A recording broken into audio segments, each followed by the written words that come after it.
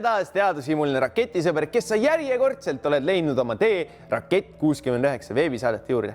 Täna räägime sellest, kuidas leida lennuki masskeset. Lennuki masskeskme leidmiseks tuleb kõigepealt lennuk ära kaaluda. Meil on lennuk juba kaalutud ning kaalumise tulemused on näha seal. Kuna tegemist on Ameerikas toodetud lennukiga, siis kõik kaalud oleme me saanud samamoodi naelades. Sellest aga ei maksa lasta ennast heidutada, sest füüsika ja matemaatika töötavad endiselt samamoodi. Läheme tahvli juurde ja seletame täpsemalt, kuidas masskeset leida. Joonistame siia ka oma lennuki.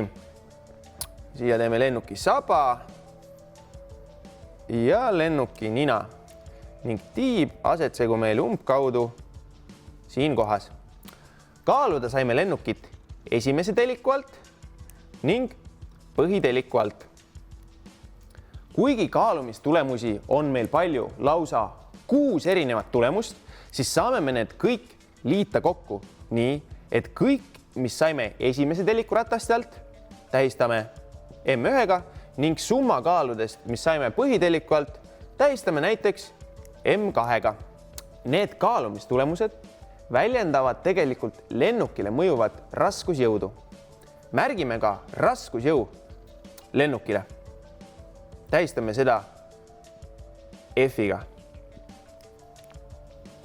See raskusjõud tasakaalustab kaalude kohal lennukile mõjuvaid jõumomente.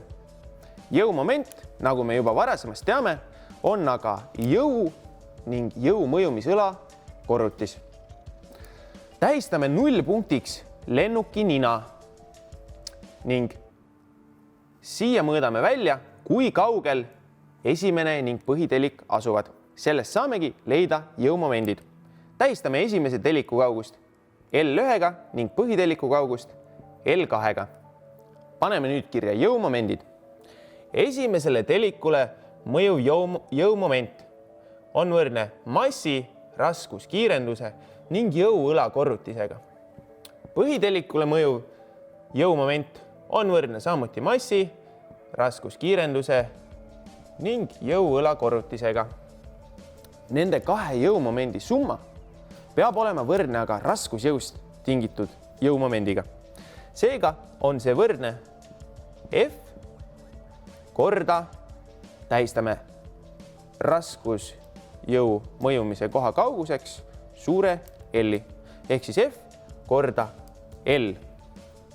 Kuna siin olevad suurused M1, L1, M2, L2 ning samuti ka F on meile tegelikult teada, siis saamegi siit avaldada raskuskeskme kauguse. Selle jaoks paneme kirja, et lennukile mõjuv raskusjõud on võrdne lennuki kogu massi ja raskuskiirenduse korrutisega. F on võrdne suur M korda G. Ning nüüd avaldame lennuki masskeskme kauguse. L võrdub, murrujoon ning kõik, mis on siin, ehk siis esimesed 2 jõumomenti,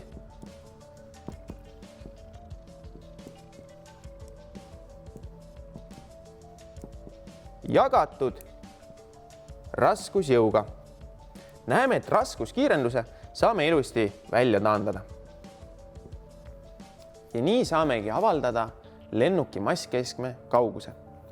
Kui nüüd kõik need massid ja kaugused asendada lennukil päriselt mõõdetud suurustega, siis saamegi leida selle massikeskme kauguse.